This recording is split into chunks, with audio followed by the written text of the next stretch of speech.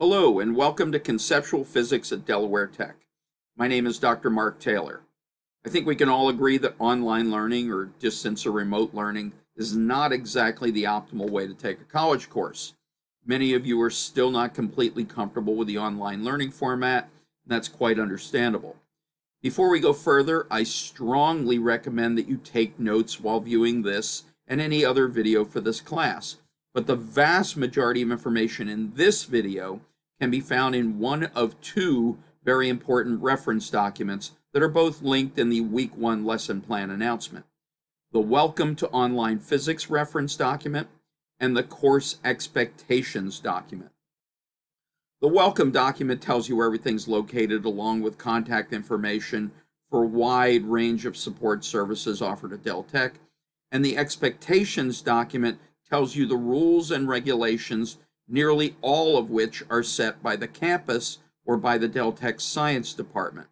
Please print these out in case you forget or miss something during the orientation videos. While you can read parts of the Welcome document as you need them, it's strongly recommended that you read the entire Course Expectations document to understand the Del Tech policies for this class. Note, the Course Expectations document includes departmental policy regarding late assignments, missed exams, optional final exam, etc. So please read it carefully as soon as possible to avoid issues and situations that I have no control over and cannot change. Okay, so as you know, this is an introductory course, and like any introductory course, much of the material is going to be new to you. I know that some of you have had high school physics, and for many of you, that was years ago, so we're going to assume this is your first exposure to the material. This is a college course, however, so the pace is a bit faster than you might have been used to in high school.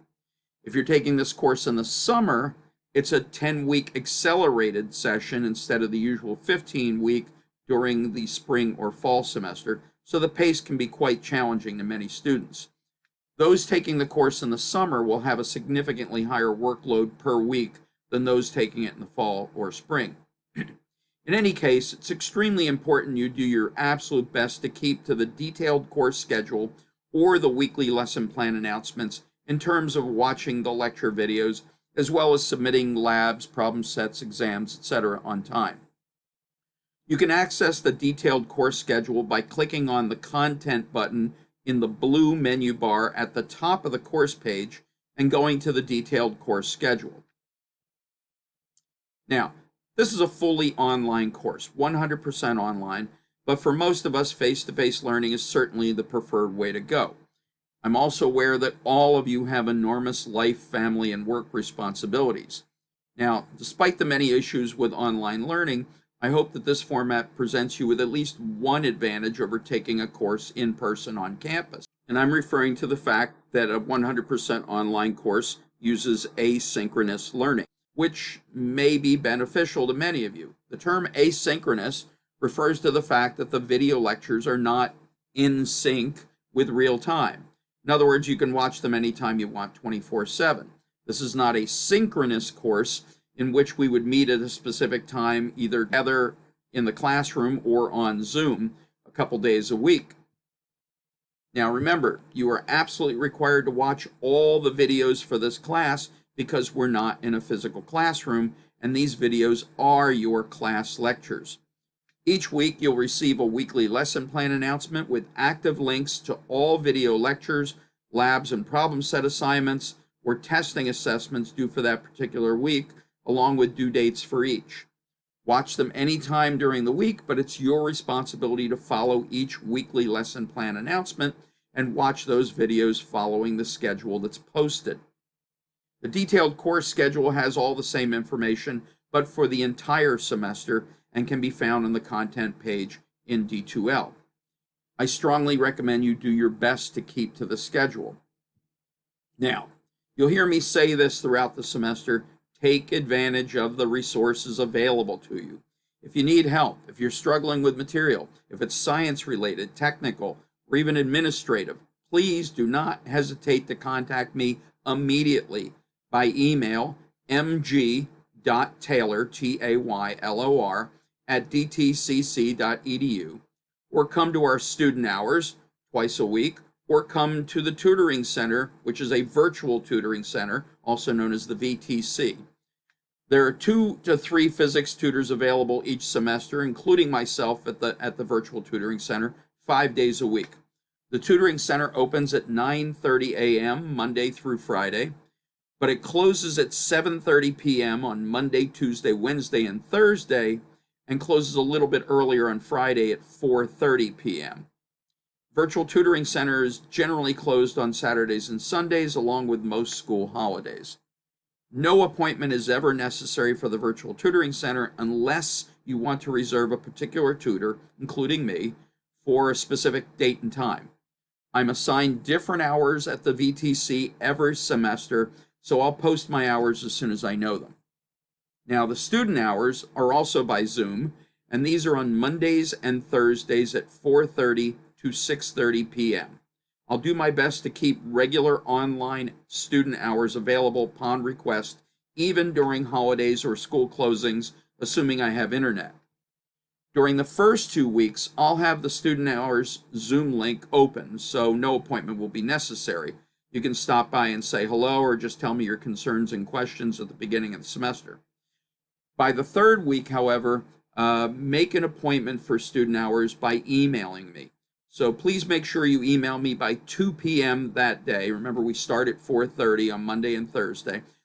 Email me by 2 p.m. that day so that I have time to be in a location where I can set up a Zoom meeting.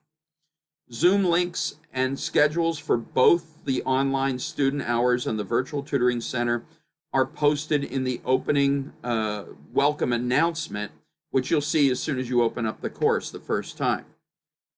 Zoom addresses for both those, the student hours and the virtual tutoring center, also appear in the email signature at the bottom of my emails, as long as I send them from my computer as opposed to my phone. Now, both student hours and tutoring center are completely optional. If none of those times work for you, you can always meet with other tutors at the tutoring center, the other physics tutors. If you still want to meet with me, just send me an email with a couple possible times to get together by Zoom, and depending on the date or time, I'll let you know which of the 2 Zoom links to use. Remember, this is your chance to ask questions, make comments, or just scream your frustrations. I can't remember how many times students have struggled with or even failed the course because they waited until the exams to ask for help. Tutors are even allowed to help you with the problem sets and labs. So if you're having trouble understanding the assignments, please come for help. It's your time. Take advantage of it. Now, as I just mentioned, the online office hours, the student hours, and the online virtual tutoring center are completely optional. But as of 2022, there's a new Dell Tech policy called the Never Attended policy. And this policy requires each student to, quote, make contact with the instructor during the first 2 weeks of the spring or fall semester, or during the first week of the accelerated summer semester. So what does contact mean? It means you must submit something, an assignment or a testing assessment, by the 2nd Friday of the spring or fall semester, or by the 1st Friday of the accelerated summer semester, to show that you are participating in a class. This submission can be graded or ungraded. It can be an assignment or a testing assessment, depending on the course. If class contact is not made with the instructor, meaning submission of an assignment or an assessment by the due date never happened, instructors are required to report that student as, quote, never attended. When a student is reported as never attended, they'll receive a U grade for the course, meaning unofficial withdrawal. When this happens, the student won't be dropped from the course, but they'll suddenly have no access to the course content on D2L. You'll essentially be locked out of seeing or interacting with the class, but you'll still be locked into paying tuition for the class. That is, you won't be able to see or do anything for the class. A U grade also results in the student becoming financially responsible for the course, even if they had financial aid. A failing grade on the transcript will appear on their GPA, and the student might even possibly be prevented from re-enrolling in the next semester. So obviously, this is not something you want. You absolutely want to avoid getting a U grade with this never attended. Now, believe it or not, it's very simple to avoid the situation. As I mentioned, to satisfy the attendance requirement, you just have to complete and submit any ungraded or graded assignment or assessment. For most classes, you have a choice of the first couple problem sets, labs, maybe even quizzes in some classes. The absolute easiest way to satisfy the never attended policy for me, for this class, is to submit your student questionnaire by the first Friday of whichever semester you're taking the course in. If you've submitted the student questionnaire to me in the past, you still need to submit a new, fresh student questionnaire for this semester to satisfy the attendance policy. The student questionnaire is not graded, but if you submit it by the due date, the first Friday of the semester, you'll earn 2 extra points on exam 1. So how do you submit the questionnaire or problem set or lab, etc.? The student questionnaire is located in several places in our course in D2L, including the Start Here folder where you found the link to these orientation videos. It's also linked in the Week 1 lesson plan announcement and in the detailed course schedule that I mentioned earlier. It's in a separate folder on the content page. A new weekly lesson plan announcement is posted every week of the semester. Click on the Week 1 lesson plan announcement and click on Student Questionnaire or any of the upcoming problem sets, lab assignments, etc. As I mentioned, you can also access any of these by clicking on the Content button in the blue menu bar at the top of the course page, going to the detailed course schedule, and that has active links to everything as well, all the weekly lecture videos, the problem sets, the labs, the practice exams, the exams, as well as the student questionnaire and any documents in Week 1.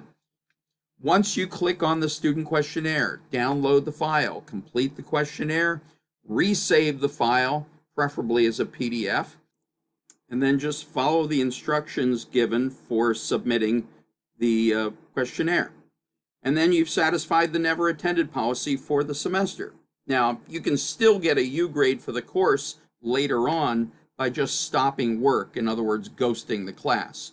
Remember, Deltec policy states that if you failed a course due to inactivity, in other words, you stop taking exams, you stop submitting labs, problem sets, etc., again, instructors are required to assign that student a U grade at the end of the semester instead of a simple F for the course.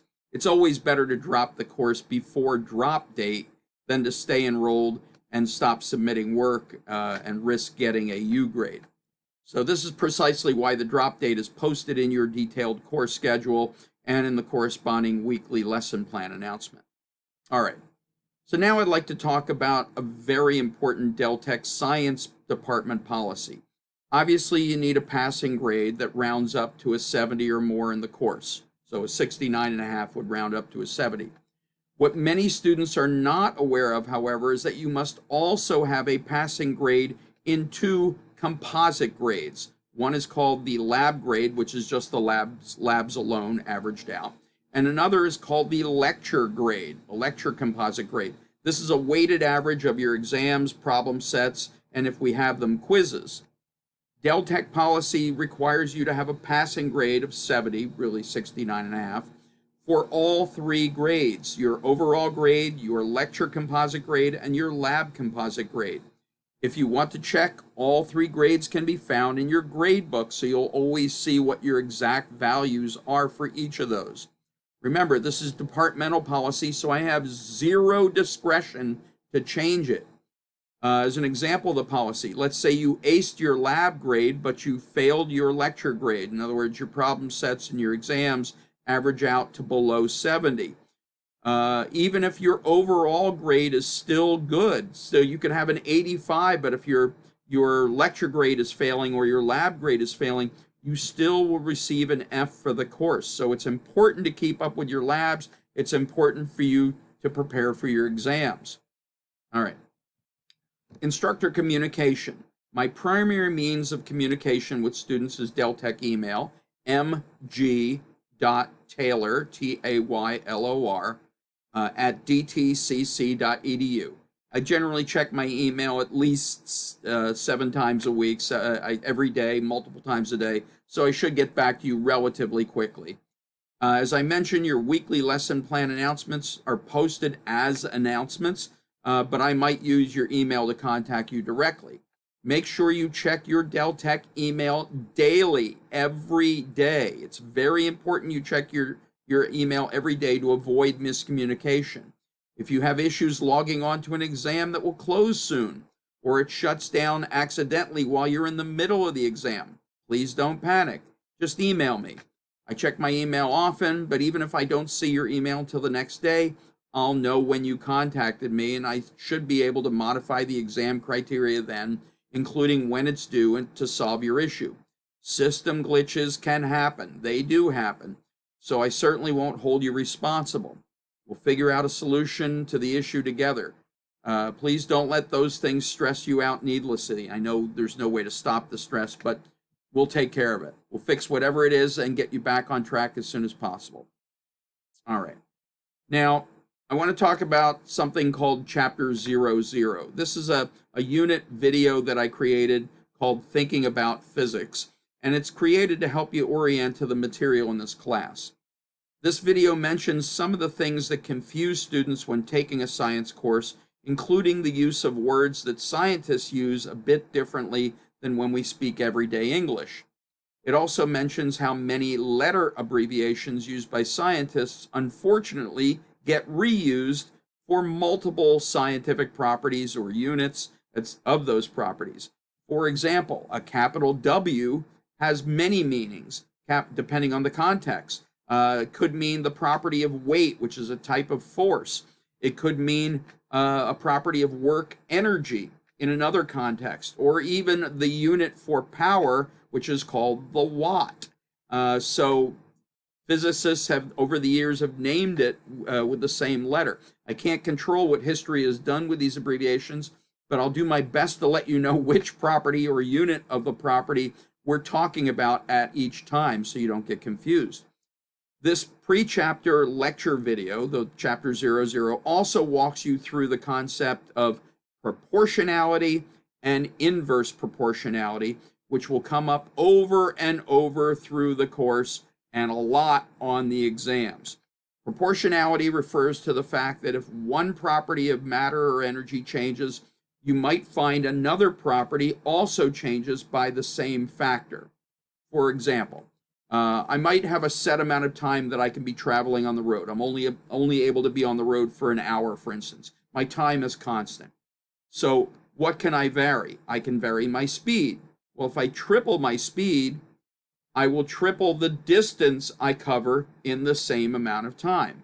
That's proportionality. I triple one thing, something else triples as long as I keep the other thing constant. One thing goes up threefold, like the distance goes up threefold if I increase the speed threefold, as long as I kept the time constant.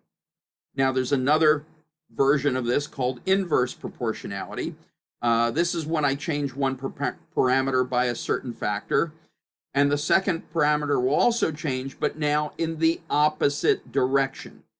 For example, what if I have to drive the same distance no matter what? In other words, the distance is constant. Your distance from your house to a store is always the same distance, so that's constant. Well, what can I vary? I can vary my speed again. If I triple my speed, what happens to my time that it takes to get to the store? Well, the time will go down a third. In other words, it will drop threefold, 1/3 of what it used to be, a decrease of threefold in my original time. My speed increases threefold, my time decreases threefold, as long as the third thing, in this case it's distance, is kept constant. That's inverse proportionality. One thing goes up, the other goes down, or vice versa. And it goes up by or down by the same factor. Now, I'll show you just how to look at an equation and immediately know what the proportionality is within that equation.